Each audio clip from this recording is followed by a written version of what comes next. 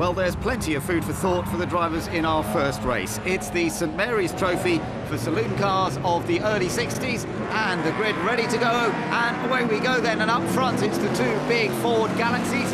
Paul Radisich is the star at the moment because he's managed to get away just ahead of Barry Williams. Yes, this grid gives you an idea of just how varied the cars were in early 60s touring car racing.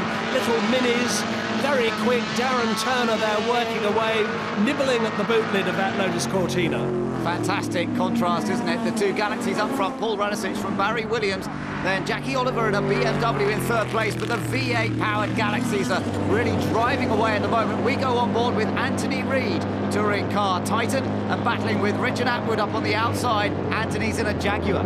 Yes, these Mark II Jaguars were very quick in period, but by the time the Minis, and particularly the big V8 Galaxies, arrived, they'd become outclassed. Anthony Reid doing a great job in that car. Now we're back on board with Darren Turner. That little mini engine screaming away. He's loving this. Very different to the Aston Martin he races in the GT1 World Championship. And they're all battling through the corners. There's Emanuele Pirro. Behind him is Tiff Needell. Back on board with Darren Turner now. He's got that BMW in his sights. That's Eddie Cheever. He's trying to get past up on the inside as they come up towards the end of the straight here. And the Mini looking for any little opportunity to get through. And we ride on board Paul Radisich in second place at the moment. Yes, and Barry Williams has gone ahead of him. Barry Williams leads the race in the red Galaxy. Hard on the brakes for the tight chicane. These cars are big, they're heavy, they do 140 miles an hour in a straight line. Just take another look at the start here, and Anthony Reid initially got off the line pretty well, but then they came back at him. Yes, he was eased off onto the grass on the right of the picture. There's Richard Atwood's red and gold Lotus Cortina easing ahead of him. So up front it is Williams from Radisich, and then Jackie Oliver and Tom Christensen. Now in this Lotus Cortina you're looking at from on board with Anthony Reid. The Le Mans star, 8 times winner of Le Mans, is under pressure here from Anthony Reid, who slides the big Jaguar, and I think he's got the move made. Yes, a wonderful move by Anthony Reid in the Jaguar. This Goodwood circuit, just as it was in 1966. It's fast, it's narrow, and there's very little runoff area. And look at Darren Turner now putting Tom Christensen under pressure. It's Mini versus Lotus Cortina, and you wouldn't believe it, but the Mini's trying to go all the way around the outside into the back corner.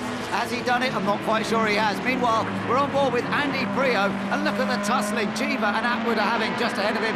And Andy Prio, 3 times a World Touring Car Champion. I think he's loving this as much as he's loved any of those world title victories. Meanwhile, Tom Christensen and Darren Turner are hard at it. Yes, a wonderful contrast between these two. A 1600 twin-cam Ford in the Lotus Cortina, a little 1300 in the front-wheel drive Mini. Oh, and look how the way he's got up the inside. Fantastic, sliding through. Darren Turner takes the place. Now, there are the top two. You've got the two Ford Galaxies.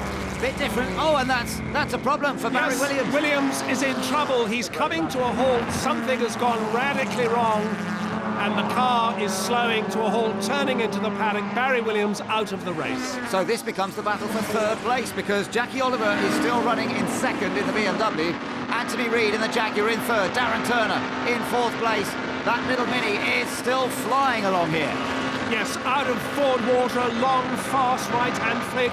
And then down, the brakes go on for the right-hander that is the start of St Mary's, and the Mini barely seems to brake there. Darren Turner just comes off the power briefly, then the left-hander of St Mary's, and the Jaguar is under real pressure now. Yeah, he's going to have a little look down the inside. Oh, he can't quite get in there because Anthony Reid shuts the door. And they're running on really quite skinny tyres, so skinny compared to what they race on modern cars, and you can just see how the cars slide around as a result. Back on board with Darren Turner, and that Jaguar isn't as fast in a straight line as you might expect. Well, it's got about 300 horsepower, but it's much heavier than the little Mini. It's only when the Jaguar gets into top gear that it's able to ease away, and he's got much less braking. He's down the inside. Oh, look at Darren Turner, beautiful control, and he sneaks in there and gets the Mini past the Jaguar. Fabulous on board with Anthony Reid, who's still fighting the steering as they come through the chicane, but he's now got Tom Christensen also close behind in the Lotus Cortina. In the pits, we've got the Derek Bell pushrod Cortina GT. Derek's come to a halt. Oh, that's a shame. Up front, Paul Radisich, the New Zealander, star of touring cars in the UK in the early 90s, but also used to the V8s in New Zealand and Australia. We're back with Anthony Reid, though, as he continues to harry that little Mini of Darren Turner, the lapping back markers, and Tom Christensen's in there as well. Yes, completely different specification of these three cars that are battling over third place. The little Mini is light and very nimble, the Jaguar is heavy and punishing its brakes much more, and Tom Christensen in the Lotus Cortina coming up alongside Anthony Reid now and goes past him. Oh, fantastic, but no, they're not giving up. Anthony Reid still trying to battle him off, and it's a three-way tussle for third. Darren Turner on the inside, Anthony Reid on the outside. The Jaguar hasn't got any brakes left. Anthony Reid goes completely wide, brilliantly manages to keep the car pointing down towards the chicane. Great car control. How did he keep it out of the barrier? And he's on the grass coming out of the chicane now. Wonderful stuff from Anthony Reid, who seems completely unfazed by it all. And he's across the line. So Tom Christensen, look, I think he's managed to get past Darren Turner. So suddenly Tom's really flying with the Lotus Cortina here. Yes, Christensen really settling down into this car, but he has to keep the door shut because the Mini is able to go shooting down on the inside. Little wave from Darren Turner there. He's really enjoying this battle.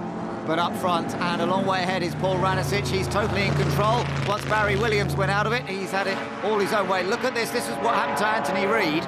Yes, I think that Jaguar's running very short of brakes. He locked up a brake, but he's unable to slow that big, heavy car for Woodcote. No, this was it from on board, and it went wider, and he just managed to get enough corrective lock on to sort it out, and he's still in there, but obviously lost time as a result.